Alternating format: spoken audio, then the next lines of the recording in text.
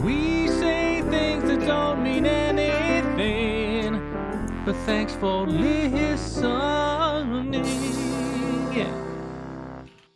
Hello, everybody. Welcome to We Say Things, episode 84. Suns fan here with Cinderin. This is our third podcast in basically a week, and I am very excited, Cinderin, because I have something to tell you.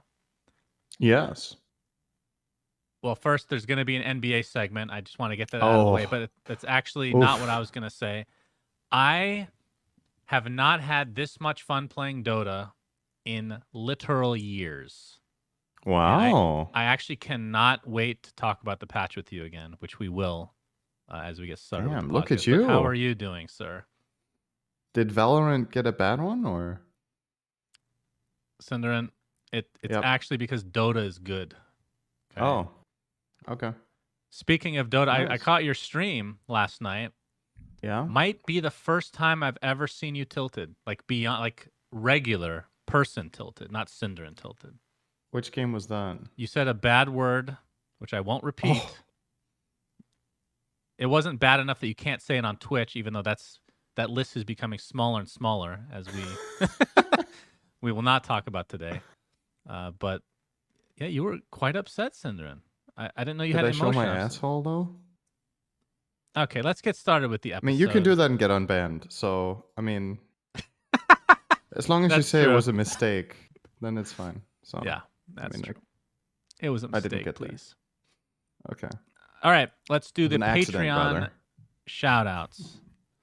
You can go ahead and do the first half this time. I shall. All right. Suns fan, please read The Sword of Truth series so I can get your opinion as it compares to Stormlight Archives. I think the name is not long enough to be in here, unfortunately. Chakar are too long.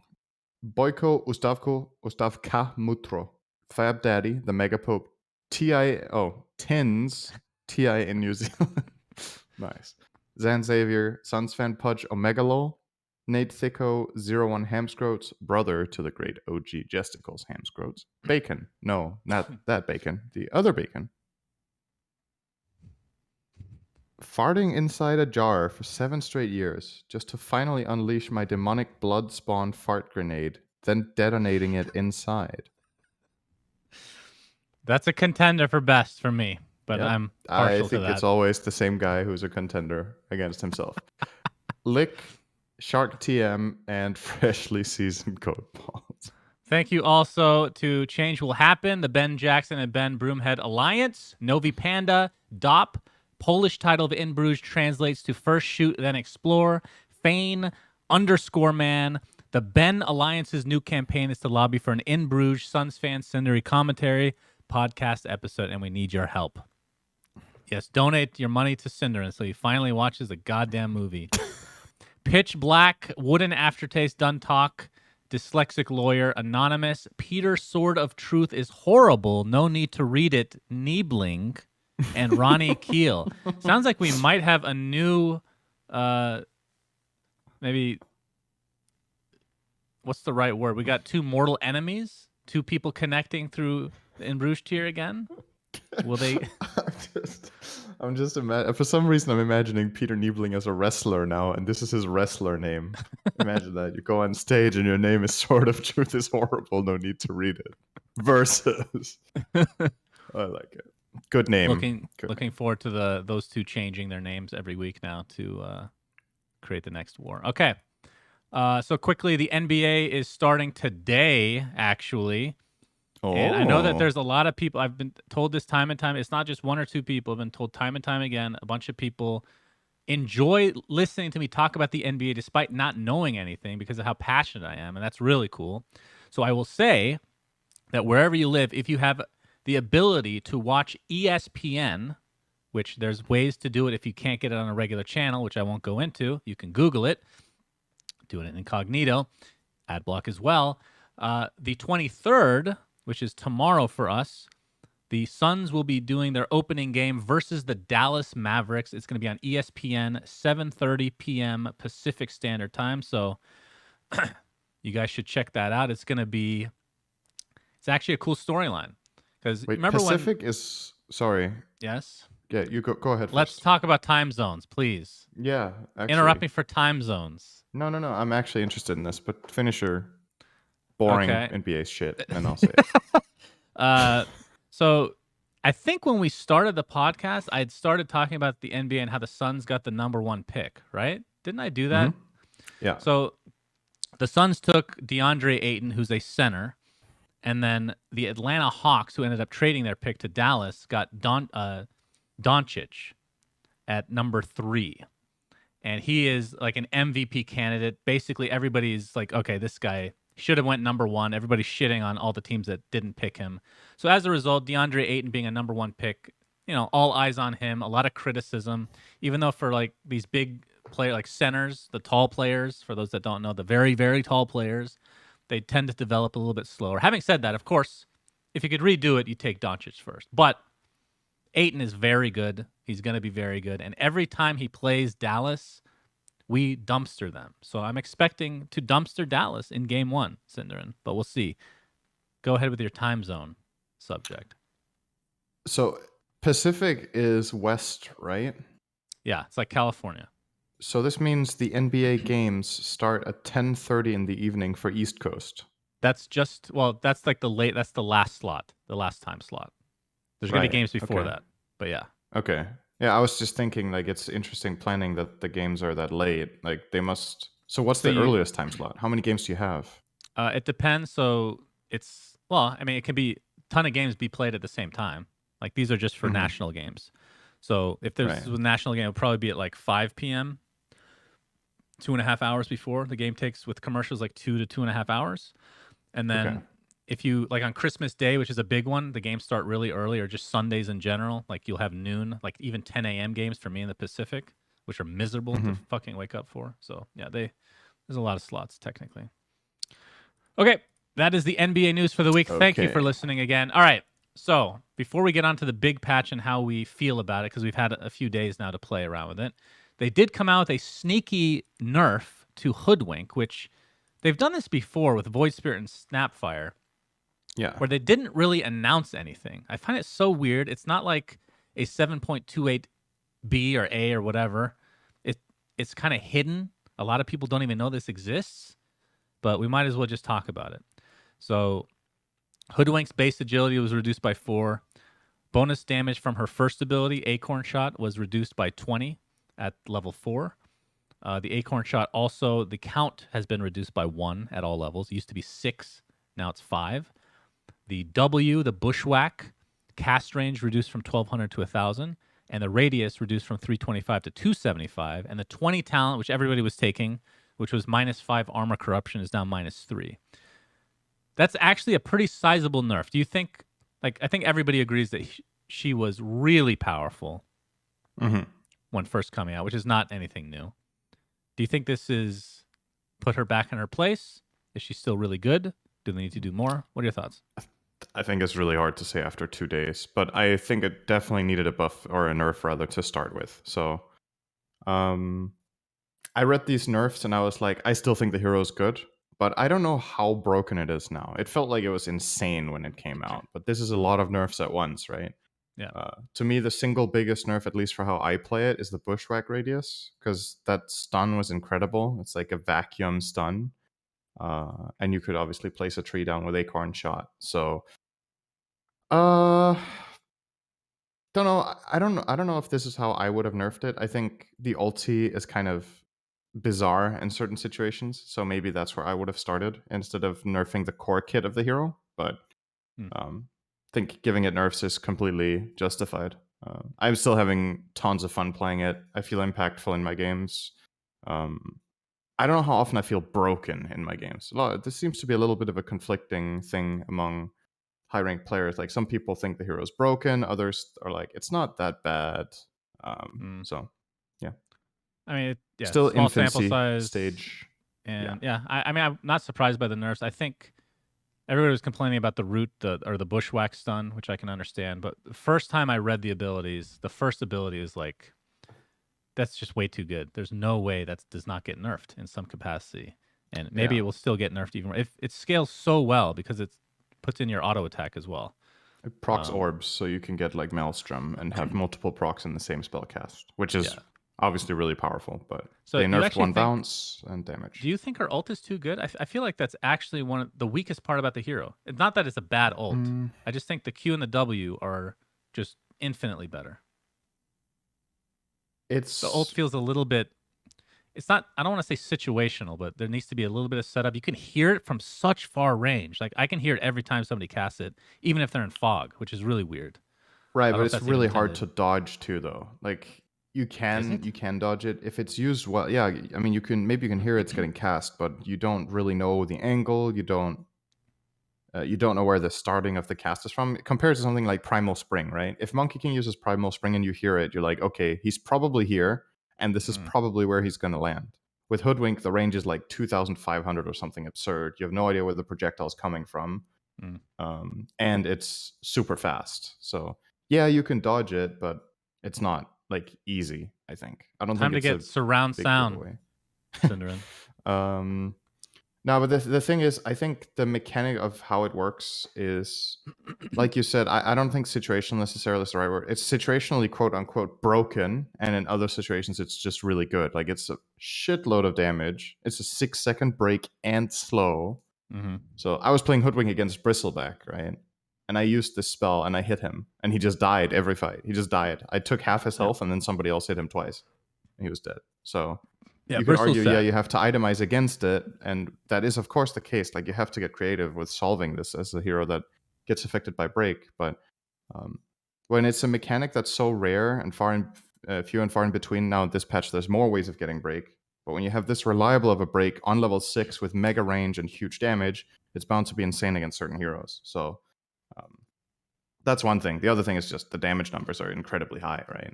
Like Yeah. it's The an ult damage that is deals high. 600 damage level 1 with the cooldown's like 40 seconds or something.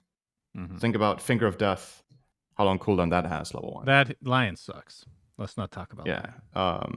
But that's another big part of it, right? Is that Hoodwink's kit is online all the time, where other heroes have powerful ultis, but then they need to wait 2 minutes. Hoodwink's like, you just shoot your ult. If it misses, then okay, Mm. you'll have it again soon. Um, very, very powerful, in my opinion. Okay. But So super yeah. fun, and that's what we want. I agree. This patch is mega fun. I've been having a very good time playing as well, and I was honestly kind of getting bored to death with the previous patch. Like, to be honest, the big majority of the Dota I played was because I felt like I should be streaming for my community. It wasn't because I felt like playing so much. So this is a breath of fresh air for sure. Yeah, that's kind of the same for me. Yeah. Okay, so I thought this would be a cool little exercise. I've given you time to think about it, but something tells me you have zero ideas. We were going to come Oh, up with Aghanim Scepters and Ag Shards for Hoodwink, because she's the only hero in the entire game that does not have this, which was yep. kind of expected after Snapfire and Void Spirit didn't have them on release either. Do you have any ideas? Because I have a couple. I do. Okay. And I think it's very much in tune with what Valve have done with other heroes, like taking things from the past. I think it fits the hero's concept quite well if it gets. Do you remember the spell Treant used to have way back where he could put an owl in a tree? Yeah, various. Yeah. And then How is that different than his Aghs now again? You can. it had different versions. So one version he could put an owl in a tree that I think gave vision, and then he could activate it to do a stun. Oh. Was it a stun or a silence? It was a stun. Okay. It was like a 1.5 second stun for a bit of damage or something. I think it's many, many years ago, but they were called Mm. Sentinels. I think that was his old skill before he got Leech Seed. Even I think it used to just be a normal spell the hero had. But I think on not on Snapfire, on Hoodwink, you could give Hoodwink either a shard or a scepter upgrade, where depending on which one, obviously you scale how strong it is. Hoodwink can put an owl in a tree, and it can be activated to do a root. So then you can throw a tree, you can put an owl in it, you can root someone, and then when the root is about to expire, you have the stun. So you basically give your hero an extra bit of functionality in terms of some sort of lockdown that is counterable by Manta, BKB, Lotus. Mm-hmm. Um, and then you can also use it to place before fights. So you could place it like around the Roshan pit or in a contested area that you have control over. So it's not just on your acorn tree, but any tree. and then you balance it based on how powerful you want it to be. If it's the Aghs Scepter, maybe the cooldown is low, maybe the root is longer. If it's the Shard, maybe it's something you can use like once every 30 seconds or every minute or something like that. Did you think I of think one that could be kind of idea cool. for 2 items? It was the only good idea I came up with because I Okay, didn't no, feel that's fine. like I was just I felt asking. like it was hard to find something for the current spells. There was nothing that I was like, oh, this is definitely. You just Right. add. Like, what would you add to her ult? I don't even know. Well, I It's like added it does something to her everything. ult. Okay, I'm ready. Okay, so I made an Aghanim Scepter and an Ag Shard. We can talk about the Shard first. And Mhm. obviously, I don't really have numbers, but I'm going to make up numbers. So for the Shard, for her ult, we're assuming that, let's say they lower the damage of the ult or whatever they nerf, because I think they're going to do another tweak on all her abilities anyway. So for the Shard, Sharpshooter will stun main target for 2 seconds and deal 25% of damage that it deals to any enemy heroes within 500 AoE. That's the So shard. that's the Shard. That is It might be incredible. the number again. It's numbers, right? Everything can be Right. tweaked to be balanced. My idea is that it stuns for a short duration and deals a little bit of AOE damage in the peripheral. It could be the AOE or it could be units behind it, like like a power shot almost. Hmm. That's my idea for that. That one I'm not as in love with, but the Aghanim Scepter, Cinderin. I'm gonna just say this is one of my best ideas. So Oh. Bushwhack, which is the Yeah. ability where you throw a net and people get stunned to a tree. I think it would be cool if you purchase an Aghanim Scepter. Bushwhack will remain on the ground and entrap enemies within range. And you can have a max of, let's just say, 4 up on the map at one time. And it's kind of like a techie's mind where if you get within a certain range, they'll be able to see it. But it'll probably need to be a shorter range than techie's minds, or else it'll be complete dog shit. What do you And think? then they get stunned like a regular bushwhack. Yeah, just be a regular Bushwhack. So Gets it's consumed. so it's a stun mine. It's literally Bushwhack, but it just stays on the ground and activates into a Bushwhack when somebody gets near. So you can put it in like little corners, or That sounds you know, crazy. it's good. It's a full That Aghanim sounds Scepter crazy. though. It's 4,200 gold to get this, Yeah, right? but it's on a hero that doesn't really feel like it needs any items, right? So it feels good to buy it. We've talked about this before, how some heroes don't like buying Aghs and others really don't mind because of just the integral, like the way their heroes work with their Yeah, spells that's true. alone. Well, maybe that Uh, won't be the case when she gets nerfed again. Who knows? I mean, the idea it sounds like a good idea, but it's a mine, so I hate it. I know. So I knew you wouldn't like it, yeah. but I tried going down the road of all the other Aghs. Like obviously they could add a new skill. I'm not gonna make up some random ass skill because that's not as fun. And this is one of the few ideas because it feels like they can't like they've added charges to basically all the spells already via talents and inherently, so there wasn't really much to go with. Okay, so moving on to the next thing. What are your general impressions of the patch? So let's do this in 3 categories. Okay. We've already talked about how we like the patch as a whole. Yeah. What are your favorite shards? Hmm. I have I have not played that many different heroes, to be honest, yet. So I Do you haven't really like got to try that do you like many. hoodwinks, aghanims, and shards by any Yes, chance? very, very good. They're the Okay. best. So I think so far stuff that I've seen, and I can reference this to stuff that we've talked about. The Shaker one seems really, really powerful. Yep. Um, the Jakiro one I played with one game looked very good. The Crystal Maiden one seems very nice. I used that one myself once or twice. I'm trying to remember. There was one that really stands out. The Earth Spirit one is very good. I played against and with that. I think I'm just scrolling through all of them and reading the ones I that mean, stand out. there's I haven't seen the Invoker definitely. one yet, but I still think it's incredible. Coddle one is good. Seen the Lich one once, wasn't fully convinced. Haven't seen the Lifestealer one because nobody picks that hero. We'll get to that. I picked Life Stealer and I got Yeah. open wounds, and it felt great once I got Yeah. open wounds. It feels good to wait 20 minutes to play your hero, and then you have to Yep. buy it too. Pretty much. Pretty much. Yeah, what else? As far as scepters go, The guess new what scepters. the one that's considered the most broken right now? You get 3 guesses of the new Uh, scepters. I'd have to. Oh, Troll Warlord. That one is also really, really good, but I actually don't think it's necessarily the best one. But I agree, that one is also mega good. I tried it. It like you literally get a third item. It It's feels insane. It's incredible. insanely good. I mean, maybe that rivals the other one, but it is really, really, really good. I'd have to look at the full list of new Aghs, I guess. Yeah, it's hard to remember. I was gonna say, okay, I'm gonna just. So this could be my guess, but I was gonna bring this Mhm. hero up anyway because I played it as well. The Mm. Axe Aghanim Scepter is creme de la creme, Cinderin. It What is sounded it pretty good on does? it. So you Berserker's Call lowered by 2 seconds. Anybody that's Berserker's Call gets Oh minus yeah, minus armor. armor. It's applied to you, and they get battle hunger. It's fucking incredible. It is such a good Aghs.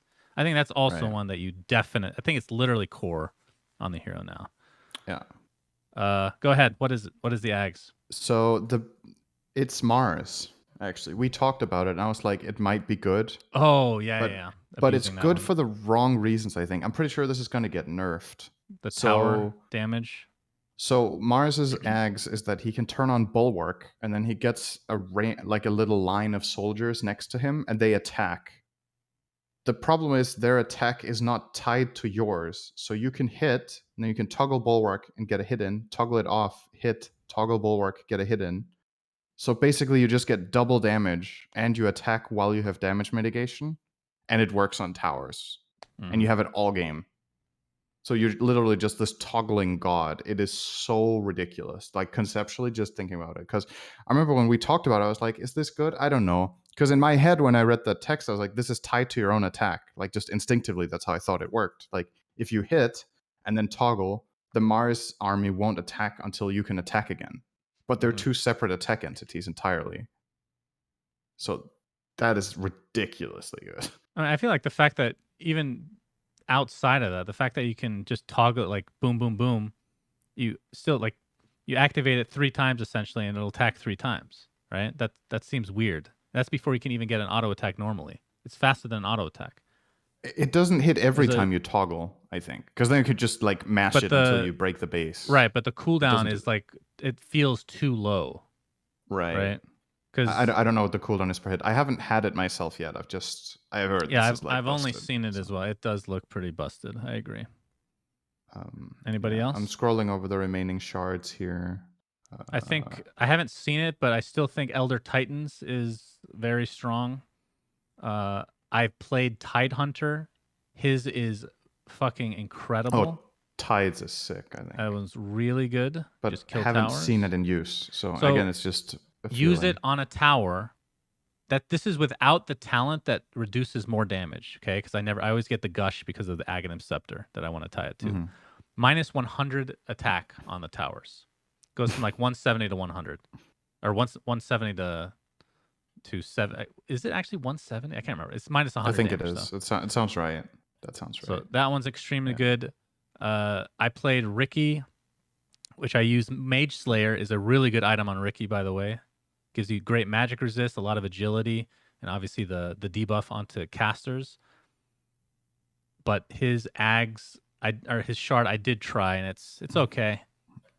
You just dart somebody, you ignore them a bit. You can set up a kill for later. It's good, Right. but it's not like I wouldn't say it's game breaking by any means. Yeah. I I'm do. still scrolling through it. I'm not really finding That's fine. anything I didn't Okay, mention. So just go ahead. I have a bold statement. Mm-hmm. It's not number one. I think a top 5. Okay, it's hard to say. I think the most underrated shard, let's just put it that way, that people Mm-hmm. are sleeping on is actually Pudge. I've been 14 playing that hero a lot. 1400 gold, and you literally get what his Aghanim Scepter used to be, which was 4200. I know people didn't like his Aghs, but the main reason it wasn't good is because it was expensive. The ability is really good. To be able to Yep. save an ally, like you just need like an Aether Lens or something, a blink, like literally anything tied to it, and you save somebody and they fully heal. The heal is so fast. I think they actually buffed that, if I'm not mistaken. At least it Don't felt know. like a lot of HP per second. Shout out to Hamscroats, by the way, who's one of our Patreons. He sniped me in a game. People like to do that. They always end up in my game somehow. And he was on my team, and he saved me so many times with this Pudge shard. It's incredible. The Aghs Yeah, sounds awful, though, for him. I haven't tried it. I've played this hero the most out of any hero this patch, I think, because I love Pudge and I was excited with all the buffs that he got, and he seems genuinely playable now, which is awesome. And I think I bought this Aghs once or twice, but to me, it's not a must buy. I think it really depends what kind of lineup you play against and what your role is in the game. But in the games where the enemy team has like strong single target or you have a key core to keep alive, it's amazing, obviously. And on the Scepter, I disagree. I think it's actually very good, but you can't really buy it first item, I think, most of the time. Wait, you're But talking about if Pudge you have a game where Aghanim you get Scepter? farmed, yeah. Oh, If you're okay. farmed on Pudge, this Aghs gets incredible, I think. Like, if you at any point have BKB in your build, this is an amazing next item because, you know, you feel relatively safe. You're already tanky because you have an armor talent on 10. You probably have some sort of armor build as part of your build up because you want all that EHP, right? So maybe you have like a blade mail or a plate mail or something like that. You get BKB and then Scepter next. So yeah, it's obviously somewhere down the line, but the item I think is very, very powerful once you get it. I have actually not seen it. I haven't seen it either, and I haven't tried it. My chat So was telling it's me just a feeling. about But Weaver's Shard. When we first read about it, I actually didn't understand what it did. I'm not gonna lie. I was so tired. It's the fucking W. It was like 8 hours into that session, but it sounds like on paper, and I tried it a little bit in game. It seems pretty freaking good. It actually gives you incentive to go for the extra geminated attack at 25, because anybody that's swarmed will take a geminated attack when it's up. So yeah, and if they're for a right if click they're Weaver, it's pretty good. if they're in different distance to you, you can get multiple orb procs, right? Because that's based on when the projectile lands, not when it's shot, I think. So imagine you have Maelstrom and the shard, right? If they That's get true. hit more than 0.2 seconds after each other, I think you can Maelstrom proc both. But I don't Possibly. know. If that's how it works, then it's a lot better because then orbs have way more value. Chance-based orbs, like crit or chain lightning. So, yeah. Okay. I'm probably... Oh, yeah, I've seen the Void Spirit one. That one seemed really good. And another incredible Aghs Scepter that I just want to give a shout out to and mention is the Visage one. I think, yeah, we'll get to that. You want to talk about the winners and the losers of the patch, right? Sure. Because I have some pretty strong opinions on that, at least right now, based on what I've seen. So big winners: Venge, Visage, Wraith King, Pudge. That doesn't mean all of these heroes are top tier, but it means they got a lot better than they used to be.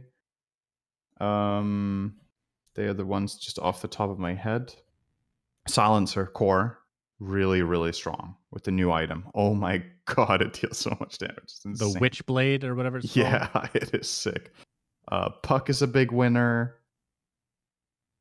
Okay, is that it? Let me see. So yeah, Mars with the Aghs, but you know, that's kind of... And all right, let's keep it at that so it's not too many. And then the big losers, I think I have two only that I think with Can I basically guess? 100% certainty. Yes, Can I go ahead. guess? I'm gonna say Outworld Destroyer, as he's called now, and Yes. Lifestealer. Yes, correct. Yeah, OD. The win God, rate is man. abysmal. I haven't seen the Lifestealer. I mean, I won the only game I played with Lifestealer, but it like until I got the shard, that passive he has is fucking garbage. It is actually so bad. The thing is, I don't think I've seen a Lifestealer in a game, so I can't... Or OD. I've played it with or against them 0 times. But just from how they work, they are... Like, just looking at the numbers, I think somebody just missed the mark. Like, the Lifestealer is way too team dependent. Like, you're playing a carry that has to get into melee, but he has no way of doing it. Right? He has rage. He has to rage to catch up. And you're Yeah. using rage on that. Feels terrible. Like, what the hell? I don't know how you itemize this hero until you get the shard. Like, I actually don't know. I don't know what you can do. Do you just have to farm for 20 minutes and then buy the shard to get it? And then maybe you're good because some of your skills got better than they were before. Is that it? I couldn't You tell pay you. 1,400 gold for it, so your item progression is slowed down. What's his Your ag? overall Is farm his speed is Aghs the slow. same? Oh, it's the one you jump into enemies now.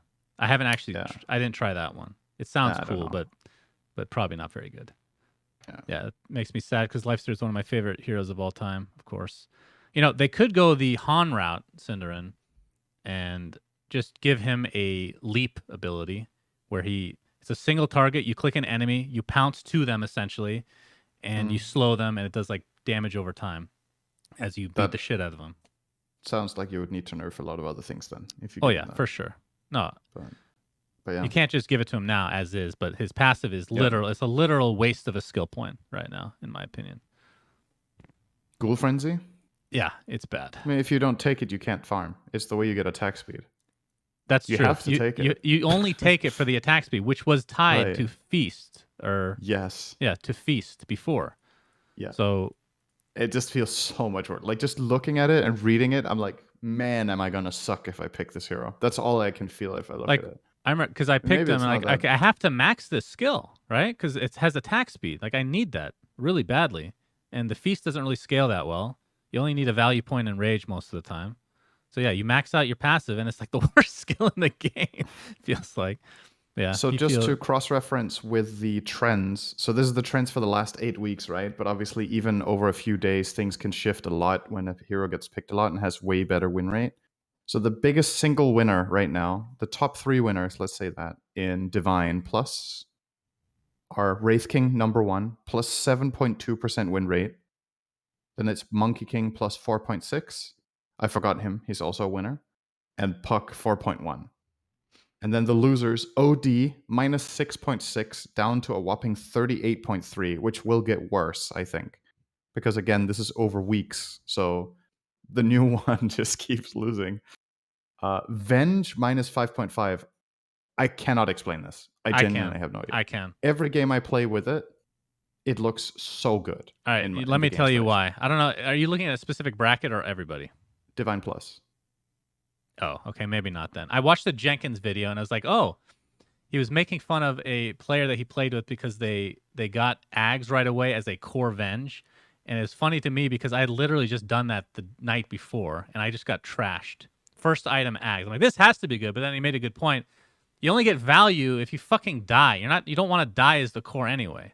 So I know at lower level pubs, I would not be surprised if the win rate went down, but I don't know why for Divine Plus, unless they're just forcing it. In the games I have played with and against Venge, core Venges will go Aghs first, and it's amazing. So I just disagree. Really? I think the luxury... Okay, so here's why. The luxury you have as Venge core is that usually the problem you have is when you go in, you're short range, and you're a core, so you don't want to die. But with Scepter, if you don't have important on-use items, you're better when you're dead. So it's like having constant Aegis that just makes your hero stronger. And not only that, when you're about to respawn, if your ghost hasn't died, your hero returns to the fight and you get full experience and gold while you're a ghost. Mm-hmm. So yeah, I mean, the enemy team will get golden experience for killing you, but think about the perspective of the whole fight. 0 downtime on XP. You have 2 lives, you have 0 downtime. When you die, you get 30% move speed. Your spells work. You have an aura. It's incredible. God, I don't know. I wish we had Jenkins on as a guest today. This would be such a fascinating conversation. I just really disagree based on what I've seen and my experience with it. And then I just don't know why the win rate is down this much because maybe it's because people got used to playing it too much in an old way, but you lost one swap charge, right? But everything else seemingly in a lot of strategies I feel like is better. The stun is way better. Have you seen the Shard where you steal damage with Wave of Terror? Yeah, it's sick on core as well. I don't know. I think I can't explain this one. The third one I can explain, which is Coddle. His win rate is down 5.4%. I think, first of all, people need to get used to playing the new Coddle, who's very different. You don't have Blinding Light except when you're ultied, and then you got this slow instead. Can I say something? I need to... Yeah. Small rant. Mm-hmm. So Valve, typically when they ship something like this, I can't remember the last time they shipped something where I thought that genuinely something looks awful, poorly made, right? Sometimes I'm like, I don't like the way this looks, but it's not like it's poorly made. I think the slow from Coddle, whatever the hell that spell is called, Solar flare, solar bind. It's literally the worst effect I've ever. It seems like somebody just took 30 seconds to make it, and it's weird because that new item where you whip people, that fucking particle effect for a shitty ass item. It's not shitty, but some random neutral item looks amazing. Then you have this fucking glowy garbage coming out of Coddle or whoever he's slowing, just very poorly made. Please fix that. That's funny to me because I like solar bind. Oh my! The spell or the particles? The particles. I think it looks fine. Oh my god! What is wrong with you? I like solar bind. I think it looks good. Shannon, we're just gonna have to agree to disagree like we usually do on cosmetic stuff. All right, fine. All right, are you done with winners and losers? Yeah. How is Lesh a loser? Okay, there's some of these that I just genuinely can't explain, and some that make so much sense to me. But Infancy, let's see what happens. I did see Lesh Shard. It was hilariously bad. The one with the split earth. But yeah, it's good for base defense. I can definitely see that. It's kind of annoying to deal with when you're trying to go high ground, but his Aghs does seem very good. Okay, yeah. And then last part of this segment, let's talk about any new items that caught your... I've been seeing a lot of people build the Falcon Blade, and I'm trying to understand why is it really that good, or are people just spamming it? I feel the exact same way. I'm not sold. Like, I've seen people buy it on almost any hero at this point. It feels like, and maybe it's one of those feel good items because it gives a little bit of everything. Health, mana, regen, damage. Who doesn't want that? But yeah, I'm not sold. So let's look at the components, right? You use Fluffy Hat for it, and you get 25 bonus health. You use Sage's Mask, you get 0.9 bonus mana regen. So that's a lot. That's more than half. That's more than double a Sage Mask. Then you use Blaze of Attack, you gain 1 damage. And the recipe is 225. So you pay the recipe price to get 25 health, 0.9 mana regen, and 1 damage. Which is, well, you combine everything to one slot. Don't forget Of course, you get a slot, which is the main appeal of recipes in general. But yeah, I'm just not sold the value is there because it doesn't build into anything. It gets replaced eventually because the slot isn't powerful enough, and you slow down other item progression. I personally don't think the item is that good, but I won't say it with certainty yet. To me, the value just doesn't seem there. Except if your hero really wants the mana regen. I think that's the one thing I would consider Falcon Blade valuable for is, damn, I really want 0.9 mana regen, but I don't want to buy items that give mana regen. Right. So then maybe this is an item for you, but for any other case, I just don't think it's worth it. What do you think of Gleipnir? I was trying to think of heroes that it would be good on. Viper is the first one that came to my mind. Because it feels like a lot of heroes that buy Atos would never want Maelstrom, and then vice versa as well. But Viper is one of those that is obviously beautiful on both for the most part. I mean, Maelstrom maybe not as much, but it feels good still. I think depending on how the Silence of Shard works, Silence of Shard gives your attack 1 bounce. Mm-hmm. If that bounce is counted as another attack, then maybe Silencer can use this item, because then both attacks can proc the Chain Lightning. But I don't know if it works like that. So if it's like Luna's Glaives, then it can't, right? On Luna's Glaives, the bounces can't proc orbs, but the main attack can. So, but if it's different, then maybe. Gleipnir and Witchblade Silencer? Yeah. Feels like really Witchblade is just core now, right? If you want to go... Witchblade is sick on carry some heroes. Silencer. Fuck, man. I need to try it on Void Spirit, actually. I've seen people buy it. It sounds amazing. Yeah, that's true. I think it's a 9-second cooldown. But I talked about Mage Slayer.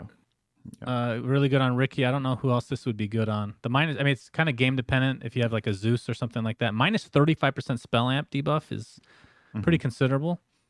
And the stats are really good for especially like Ricky, as I said.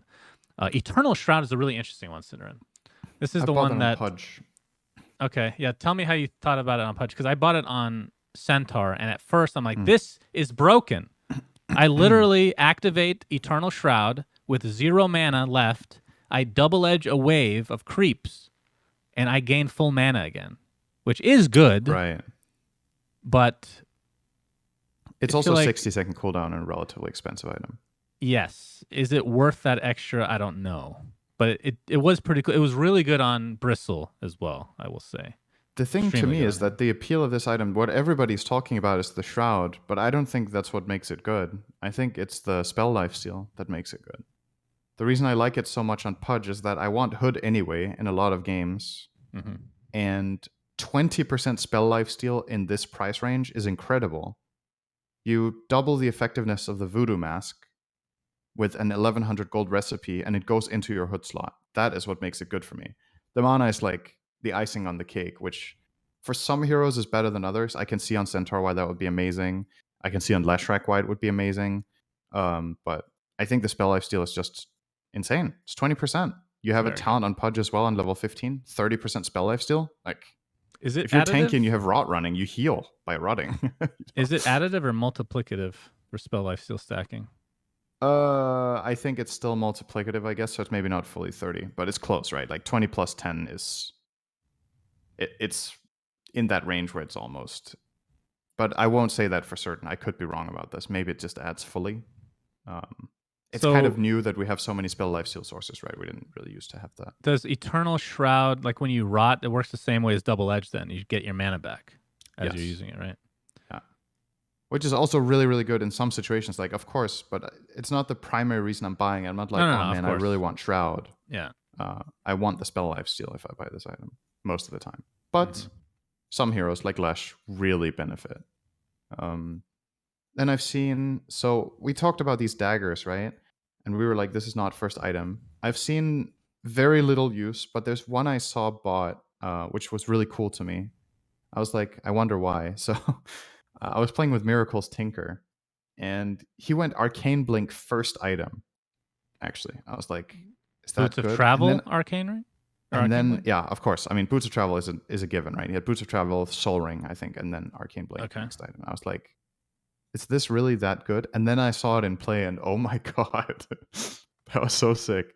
Rearm level 3 had like a cast time of 0.3 seconds, right? Or something like that every time he blinks. So because you rearm the dagger, you can spam your spell so fast. It becomes really mechanics intensive, right? But in the hands of the right player, this item is incredible on Tinker. I don't know if you buy it first like he did, but it looked actually really, really good as an early purchase because of how he could spam his spells. I think he went Arcane Blink, Wind Waker, and then he could Arcane Blink, cast his spells. If he got jumped, he could Wind Waker himself, move away, and then blink, right? Because you can move in that. We lost horribly, but but it was really not his fault. I don't know. I think he was kind of also just trying it out to get Arcane Blink plus Wind Waker. I don't think his build is something you would genuinely get most of the time or even ever, because it's just so expensive for the offensive potential you get, which is very limited. But I mean, both items looked both items looked amazing on Tinker. So okay, I've seen I've built Overwhelming Blink a couple times. Overwhelmingly overrated, I think. I thought it was way better than it actually was. I think Centaur might be the only one that can truly take advantage of the damage aspect of the strength when you end up landing. Because like Aghs, it felt like nothing. Having said that, the slow is nice. Like, don't get me wrong, it's a really good slow, but this is super expensive. It's not something like I was we talked about in the podcast. I thought, could be cool to get as your second or third item. Maybe just rush it randomly. Maybe it does not feel good at all. Right. Definitely a luxury. Have not seen Swift Blink personally, but no, I haven't seen any Blink except Arcane, and I've seen that once or maybe have 2 you times. seen the new Helm of Dominator? I've heard it's really good on Clinks, and that's it. I haven't, but there was. I think I've been talking a lot with Kezu. We stream and play a lot together. I think he said there was one guy in his game who rushed it on Wisp or something, which I could see that being pretty cool, right? Can tether your own ancient. But yeah, maybe the Clinks part. Can Clinks even eat it if he takes it? Does it give more HP than the regular Helm? Oh, so he wasn't eating ancients, right? Right. Yeah, not eating ancients. If the stats are bigger, that's what I'm assuming. I don't have it up right now. Wait, where is it even in the shop in game? I can't even find the item. I don't know. It looks like the it's anime okay. version of I Helm. see it now.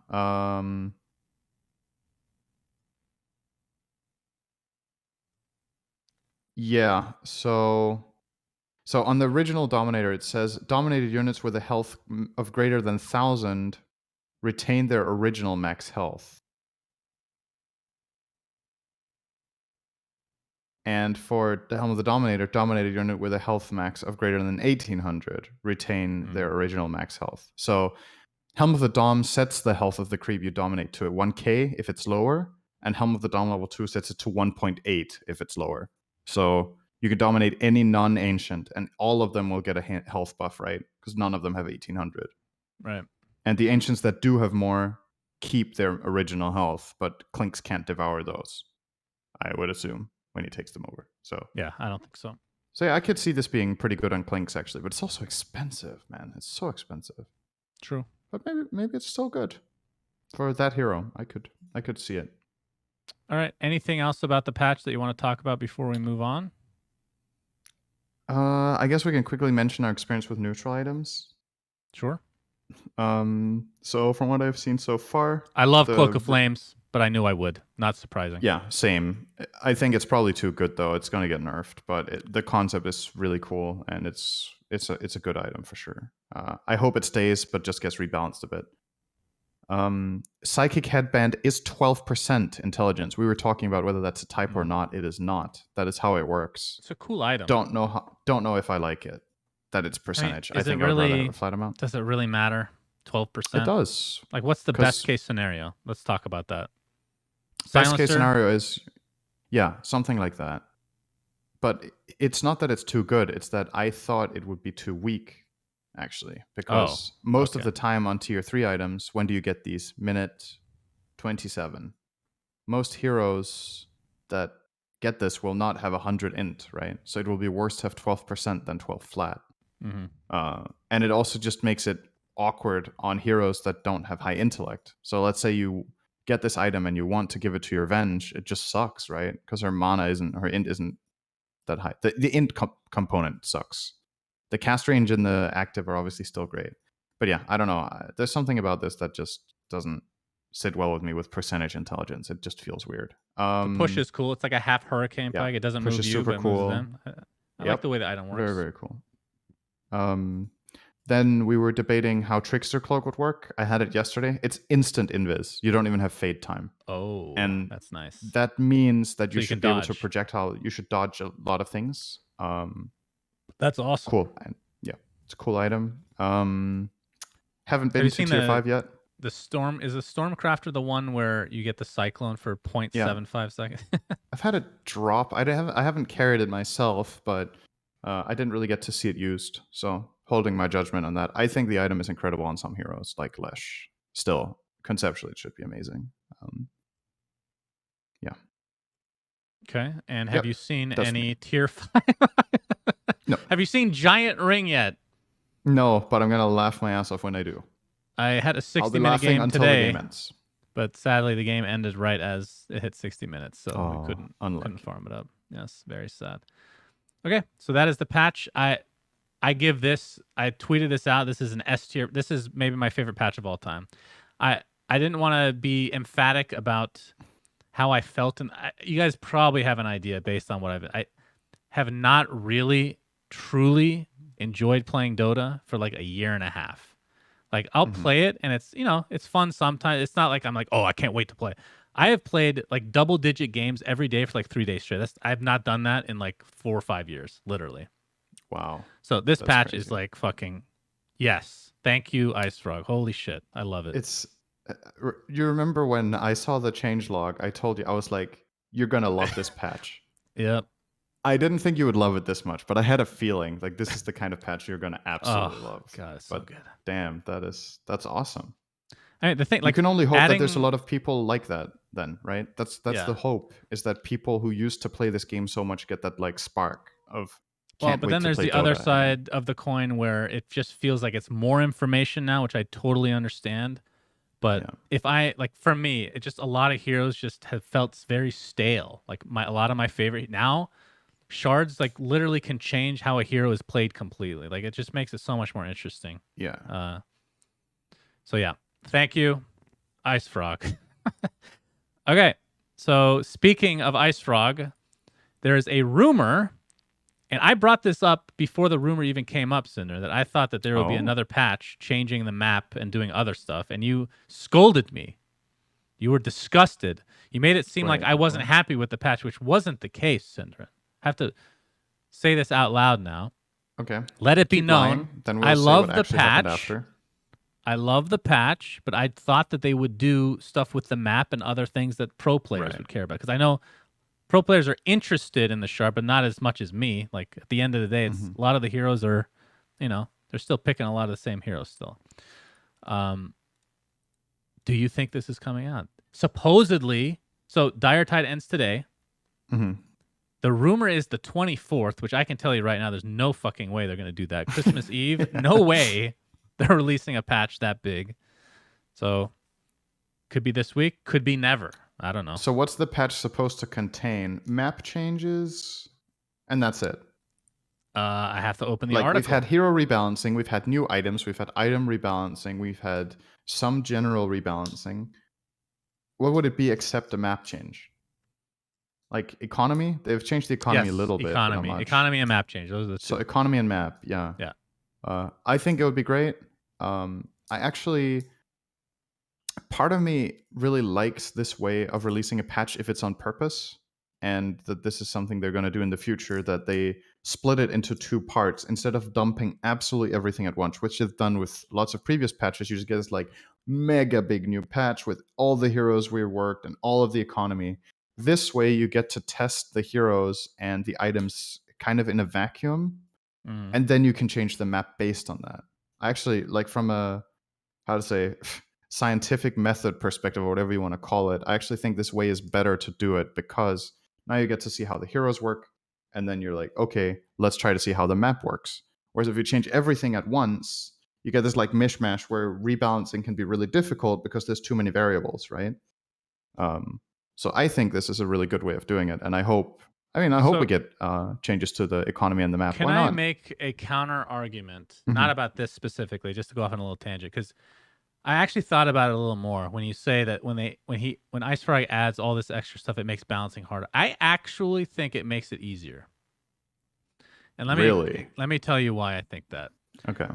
It gets easier because you have more variables to tweak. Like, let's look at it this way. Right. You have a bunch of Aghanim Scepters for heroes that change the way they play. You have a bunch of Shards that change the way they're built. Those shards don't need to equal other shards. They need to bring a hero. Like, having that extra variable to play with allows you to balance them in a different way that still Mhm. makes them overall as balanced as other heroes. So I think in a way it actually makes it easier on some level. You understand what I'm saying? I know what you mean. I agree that it gives you other ways of rebalancing heroes to reach the stage that you want them to be at. I just think, so how to put this? It adds so much complexity and depth to the game that reaching quote unquote perfect balance just seems further and further away, right? Mm. Like, making the game truly feel equal with the heroes gets more and more impossible the more complexity you add. We agree on that, right? Like, the more complex things are, the harder they Yes. are to balance. If it's a really simple game, it's really easy to balance. But this gets harder and harder. But for the individual hero in the big system, there's more ways of finding solutions to when a hero is underpowered or overpowered. I agree with that for sure. But like, reaching a point where the game feels truly like every hero is playable in Pro Dota, every hero has a place and is very powerful in the right situations, I argue would get harder and harder when you add more complexity. I think Complexity solving the elements. meta becomes harder for pros the Yes, more complex it gets as absolutely. well. And So there's no even if problem with that. something That's good. seems broken, it might not actually be broken in the grand Yeah. scheme of things once there's more time to play it. But Having the game be I harder can to understand. solve is a plus. I think that's something they strive for. I remember talking to Bruno about this with, what's it called? Underlords.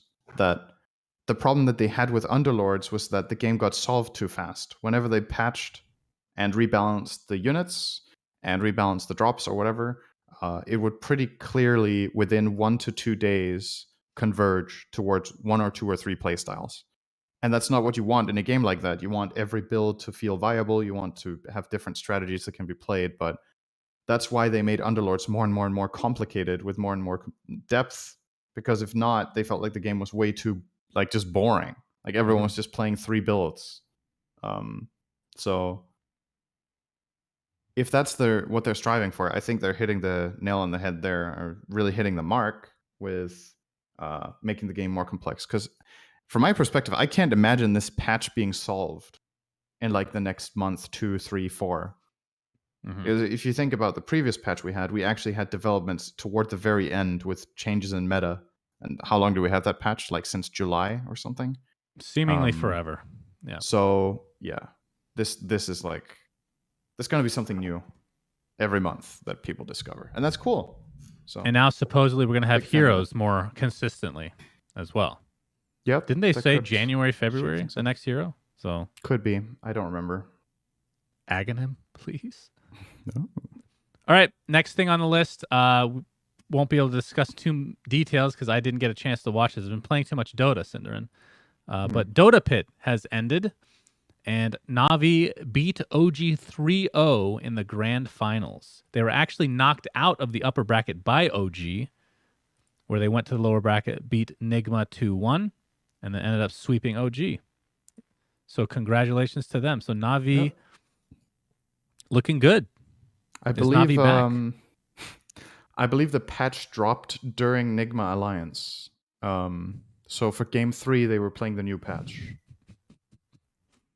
And it was actually in the middle of the series. It was December 17th, right? That it dropped. It was this Thursday, correct? Oh, I was watching that. Yeah. Okay. I think. So after game 2, the patch came out. And so Nigma and Alliance patched, and then they played game 3. And Nigma won. So Nigma got to the lower bracket finals, where they lost to Na'Vi 2-1. And Na'Vi in turn had lost to OG 2-1. And then Na'Vi apparently just took off and won that finals 3-0. So yeah, good stuff. I think this is Na'Vi's first tournament win in an eon. That's an understatement. And not just that, they had a second place recently too. They got second in ESL 1 Germany, where they lost to Team Liquid. So, it's not just, it doesn't seem like it's just a random, one-off tournament where they're doing really well. It seems like they're starting to reach a point where they're getting more consistent, which is, I think it's so good for the scene when there's a good CIS team. I really feel like you could say that about any region, if I'm being but like, okay, so let me put it into perspective. There's nostalgia-wise, there's always a good Chinese team, right? Like, when is the last time we've had 0 good Chinese teams? There's always at least one that's like world class, right? There's always one. That doesn't mean they always get a top 3 placement at a LAN, but they always have really good teams. CIS has been very hit or miss. Like, there's been years where they've been seemingly nothing. It's true. Then there was 1 year or 2 years where it was literally VP and no one else really, because Na'Vi just couldn't compete at that point. And the reason I highlight this is that for the West, in terms of viewership on Twitch and stuff, there's as much viewership on the CIS stream as on the English-speaking stream, which combines all of the Western languages, or rather, the Western viewership that have a shared language in English. Also worth about 1/10 as much revenue-wise. Sure, but from the perspective of, like, whether you want to talk about just flat out the money or whatever, just the fan engagement, I think it's just really good for the game that CIS have a strong team. It makes our game look better on Twitch because there's way more viewers. It makes it look better to sponsors, even if they can see through the fact that there are a lot of the viewers that are CIS. I feel like the most hardcore fans would be, like, in no particular order, SCA and CIS, probably those 2 regions for me. If you take out China, because they're kind of in their own bubble a lot of the time.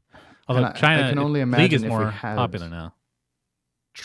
I don't know if that's true. I can't say that. I'm sure that Counter-Strike ripoff is more popular. There's many games more popular than Dota now in China. I'm trying to imagine if we had, because this is the thing that we've never had, is a true top team from South America. So that's why we can't reference that. But if there was a top team from South America, like a team that could get to finals, or Rip Smash. It's happened once, I think, that there was an SA team in the finals of a minor, I want to say, or something like that. And they got a top 8 at 1 major, or maybe 2. So they've definitely been competitive, but they've not been TI, like, right? In the top 8 TI once. Yeah, top 8 TI as well. Last TI, what were they called? The team with HFN and was it Infamous? No, Hector. Was it Infamous? I don't know. It's I just one of the two teams that is always a team in It was S. Beast Coast, Was right? it Beast Coast? Were they But they called weren't Beast Beast Coast Coast at at the TI? time for TI. Oh, maybe they weren't. I don't think so. Were they? Oh, anyway, I could be wrong. Don't Anyway, remember which name it was, but I remember the players. So and how they played. okay, they were infamous at the time they became Beast Coast. Yeah. Okay. So that's the best SA showing we've had, but there's such a huge fan base there too, and they just don't have that top team that they can watch. So I think now they're hoping for SG, which are making a comeback to maybe become something big. First of all, for South America, it obviously doesn't help when half your top players are banned for life. So that put a big dent in that scene. That is very unfortunate. And then going back to CIS, should mention that VP coming off of their first place win at Epicenter or Epic League were actually dropped in the first round by OG. They went to the lower bracket. They ended up beating Viking and then lost in the second round of the lower bracket, so to Alliance. So they didn't really get remotely close to the grand finals this time. So it's really good to see this parity, a lot of competition. Yeah, that's true. We should mention that when we mentioned Navi. We talked about that previously with VP. They won another tournament recently. But yeah, CIS actually have two teams now. I don't remember when that was the last time that they had two truly top contending teams in. I mean, when Navi was actually dominant, what was the other team? I remember it started with a D. What was that team called? We had a time with Navi and VP at the same time, or Virtus Pro. What were they called? The team with Illidan that got 6th at TI. Was that Virtus Pro Polar? What they called that? VP? Was that team? Well, no, they were just Virtus Pro that TI. That was TI 6, I think. TI 5 or TI 6. Was Navi good then? But then Navi weren't good. No. I'm trying to remember, like, with D. This is going to bother me, actually, for a long time if I don't figure it. There's a team that started with a D that had art style or arse art. Darer? Yes. They were. That was TI 2. Okay. 3? I was going to say 3. It could be 2. Yeah. I think it was 2. It was TI 2. It was. They had a lot of both promise, Darer but then and went Navi bankrupt. were good then. They didn't do well at TI, but their team might have been good with Darer. And then I think we've had phases where both Navi and Empire were good. Oh, but I not forgot about necessarily Empire. like a full year. But Empire did have a good team at one point. Chad's also mentioning Moscow 5. I don't think they were ever truly that great. They weren't actually an org, though, were they? That was just like a comp. Was it a real Moscow org? 5? Moscow 5 was an org, yeah. Oh, okay. That supposedly was with, run out of prison. If you remember that. Wait, what's the black hole guy again from that team? PGG? PGG. Oh, man. What a character that guy was. Vintage dude, he was a fuck. He's Russian talent now. He's done a lot of talent work. Oh, I didn't know that. I think he's, from what I understand, without knowing too much about the Russian scene, I think he's pretty beloved because I think he's like very. From what I understand, someone can correct me if I'm wrong. He's like Goosey. He has the Goofy. He has these. He's a bit like one of the more clownier guys while still having very good game knowledge. So he's like clownier, and I think he's like a sponge for jokes a bit or something like that. Could be wrong. But, how are we at the hour mark just already? Jesus. For those that didn't see this live, Cinder first things, this is going to be a short episode, huh? Sounded just like that, by the way. Guess I'm wrong. Yeah. All right, let's move on. We got a couple topics that won't take too long, and then we'll go to the Patreon mailbag. So Artifact, sorry. Mm-hmm. I know a lot of people, the reason I laugh is because people genuinely get angry. They don't seem to realize that there's fucking timestamps. Use your head. Use your eyes, okay? Timestamps, easy. So there was a big blog post that came out the exact same day as the Dota patch, which was interesting. Basically talking about the state of the beta.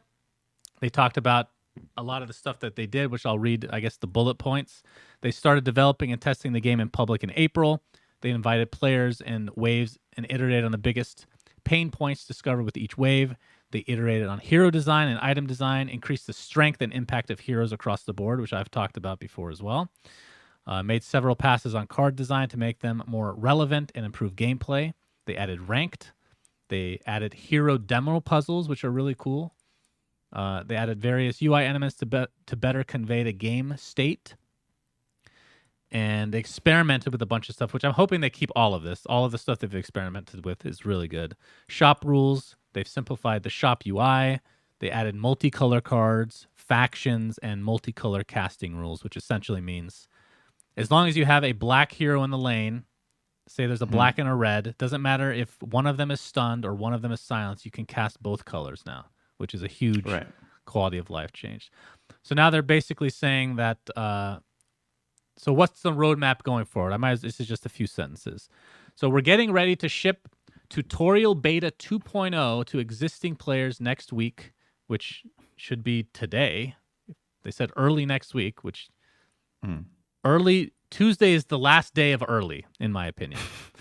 We'd like to test it with the current player base first for a few weeks before trying with new players.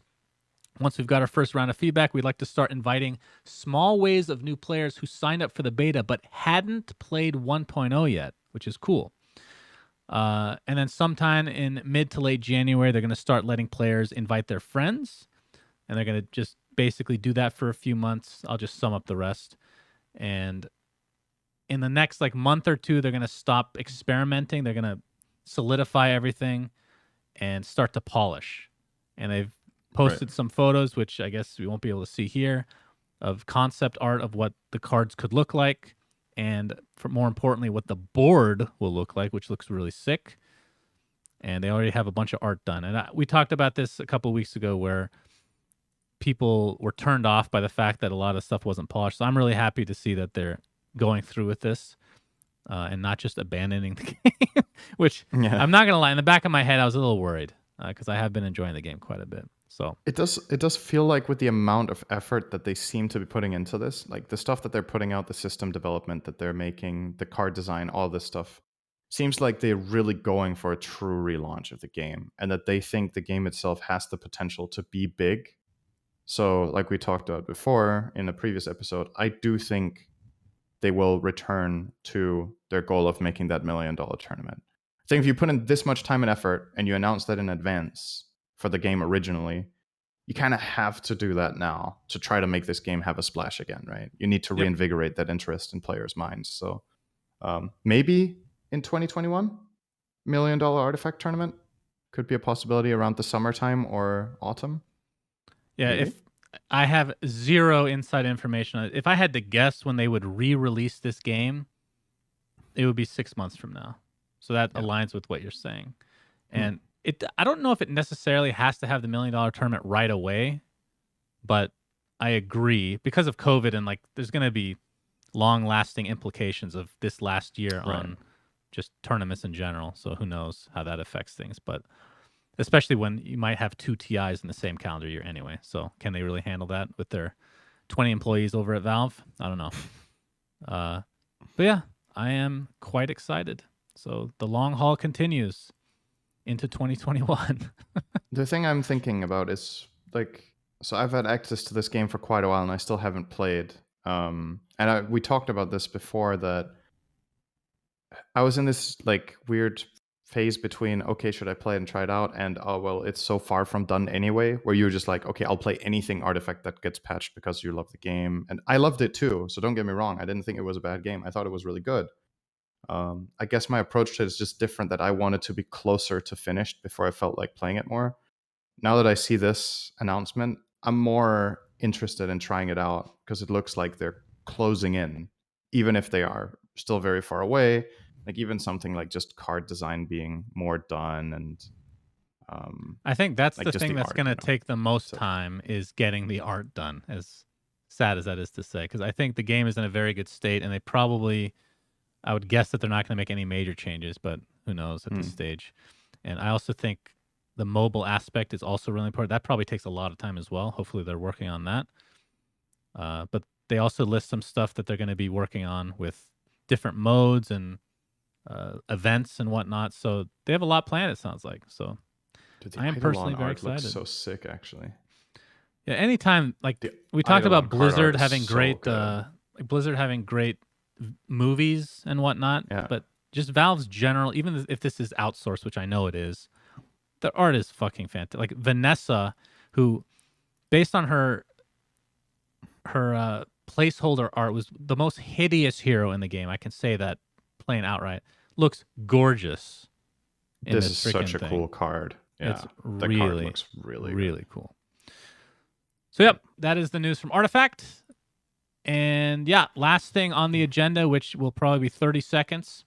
Riot, I don't know if they didn't officially, I guess they technically have officially announced that they are working on a League of Legends based MMO. Somebody made a tweet essentially saying that they needed coders or people to. Let me just read this tweet. I have news. This is from somebody that's working at Riot.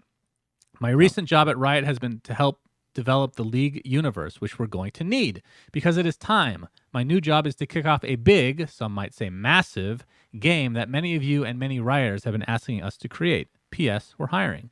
So somebody tweeted back at them, tell me now, is it an MMO? Will I be able to pick my waifu's clothes and hairstyle? And they responded, it is an MMO. So back, how long ago was it, Simran? Good thing didn't answer the rest of the questions, though. It is an MMO. Fuck your waifu's clothes. We're not answering that one. So back when Riot announced it was the 10-year anniversary, they announced all these games. We were applauding them, despite not being huge Riot fans in general, for probably the best announcement I've ever seen in gaming history, if I'm being honest. Like 7 different games or something crazy like that. Mm-hmm. One of which was Valorant, one of which was Runeterra. They have a TV series I don't think has come out yet.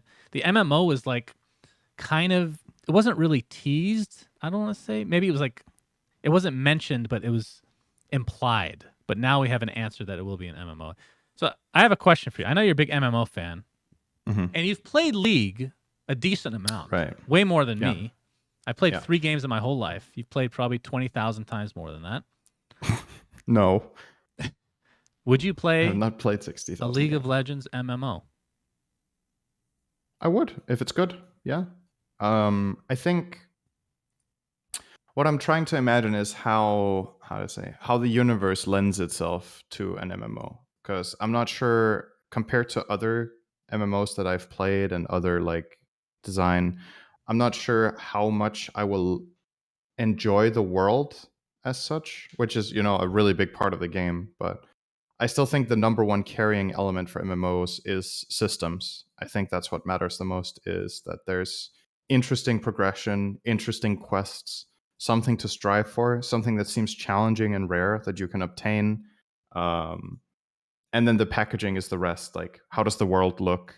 The art. So I still think the underlying systems are the most important, because some MMOs are absolutely gorgeous, but they get boring after 3 weeks because you have nothing to do, or then it doesn't matter how good it looks. We've talked about this on many podcasts ago. I think that for me, the carrying element of games will always be gameplay over graphics, and MMOs are no exception to that. So if they make good systems and it seems interesting and there's a lot of people playing, I don't see why I wouldn't find it interesting.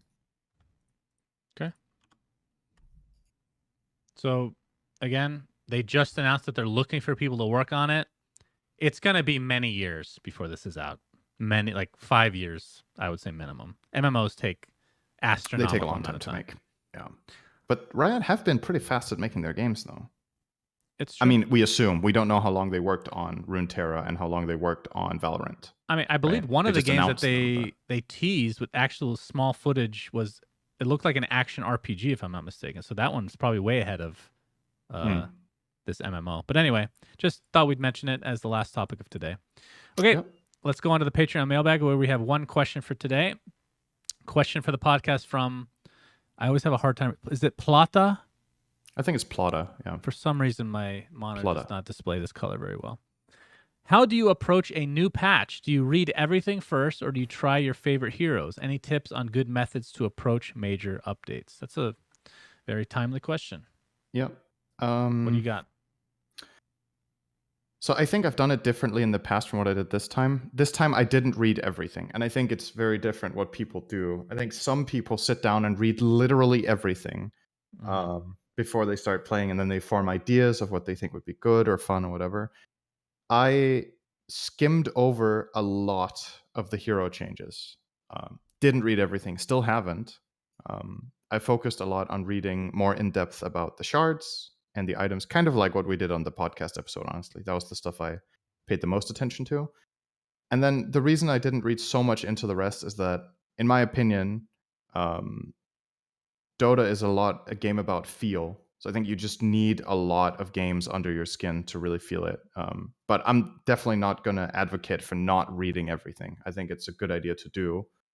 But the way I've personally approached it this time was read the shards, read the items, get ideas that I think would be fun, and then I just jumped into games, started playing to try to feel, okay, what heroes are good? Because you're going to have some ideas yourself, but you're going to get inspired. The high rank scene just steals from each other every day, nonstop. You see something, you're like, wow, that was really good. I'm going to try that. My perspective would be different if I was playing professionally right now. Then I think I would have spent more time, or I know for a fact I would have spent more time reading every line, figuring out what to draft, what I wanted to try in scrims. But since I'm not playing professionally right now, then I just figured, okay, this looks like fun. Let's get into it. Let's get some games going. So that's it for me. Yep, not too much different from my side, I suppose. Well, that's not true. I read every single line, and then I retain about 20% of it. That's the problem, right? I remember my favorite heroes, and those are the ones I'm excited to play if they're interesting changes or not. Then I go back and read it again, especially if I need to cast. I will read it several times and memorize things that I find either relevant or even just a random interesting thing to talk about, because that's another reason I really like this patch. And although I'm not slated to cast anything for the rest of this year with you, like the shards, I could literally talk about them for the entire cast easily. It's not even like super fun to talk about. Just the possibility, should he build it? Do you think this one's good? It's just adds so much to talk about during a game that may or may not even be exciting to watch. I think that's one thing that our style that I personally really like, because not to go off on a tangent here, Cinderin, but there's a few people that occasionally tweet at me that say I'm not hype enough when I cast. And I don't disagree necessarily, but I'm not a big fan of just hype casting for the sake of hype casting. If it's not an exciting fight, I'm not going to fake hype it. Like these are after games, like pretty much, I think minus 1 or 2 games, all the casts we did were complete stomps. Right? Yeah. So that's why if I could talk about shards in times like that, that would that would make it far more interesting for me at the very least. Hopefully the viewers as well. Yeah. I mean, I kind of feel the same way, that it just makes sense to talk about the game as it's happening, right? If something is exciting, you make it super exciting because it's genuine that you thought this was really cool or that fight was crazy or whatever. But sometimes it just isn't crazy or exciting, and that's fine. Then the goal is to not make the game boring, right? And there's many ways you can make the game entertaining to watch, like cracking jokes, talk about anecdotes of other games, or talk about the players, talk about if it is a stomp, say it as it is during the game, that this team is getting destroyed and this is why, and try to have a laugh at it, right? Instead of following like some sort of strict script that you always need to do A, B, and C, because games are different every time. So I 100% agree. I think the genuineness, is that the word, is the most important thing. Sure, we'll go with it. Yeah. Okay. That is the end of the episode, friends. Cinderin, and to everybody out there, happy Hanukkah, Merry Christmas. What's the other one? Happy Kwanzaa. Is it Happy Kwanzaa? I think so. I think saying Happy Holidays is just faster. Happy Holidays. I feel like saying Happy Holidays is a cop-out, Merry Christmas, everybody. Christmas is a great time of the year to spend with your family during COVID, which is the unfortunate part. What are you doing for Christmas, Cinderin? We're spending Christmas on our own, and then Christmas. So in Denmark, the big day for Christmas is the 24th, which is also my birthday. So it's my birthday in 2 days.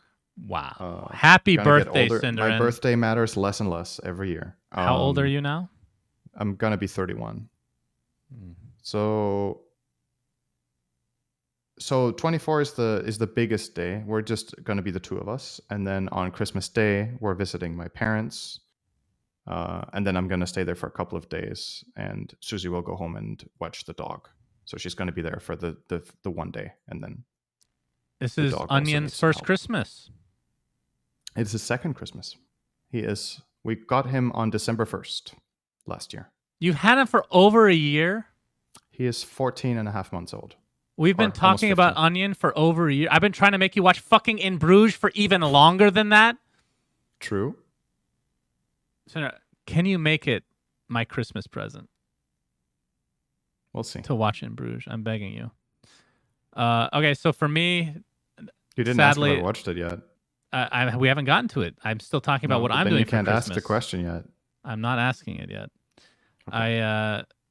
It's literally just my brother coming into town. So it's my mom, my brother, me, and Nikki. And we're going to spend Christmas Day, early day at my mom's place. Then we'll come to mine. Usually it's our family tradition to always go to a movie, which we can't do. Or maybe we technically could, but we won't, obviously. So you're going to watch In Bruges. So we're going to watch In Bruges and my big screen TV. Very excited about that. Now, there's a bunch of movies coming out, so hopefully we can make it kind of theater-esque. I don't know. Mm-hmm. But yeah, kind of sad. Can't get more people. But yeah, happy holidays to everybody. We hope you're staying safe and all that stuff. I appreciate that. Yeah, it's great to be responsible. So, Cinderin, the big question, the second to last time that I will ask you this for this year. Have you seen In Bruges? No. Merry Christmas. All right. Merry Christmas, everybody. Until next week, which I assume will be the same time, same place. Suns Fan Cinderin signing out. Enjoy Dota, everybody. Have a good one. Bye. We say things that don't mean anything, but thanks for listening. Yeah.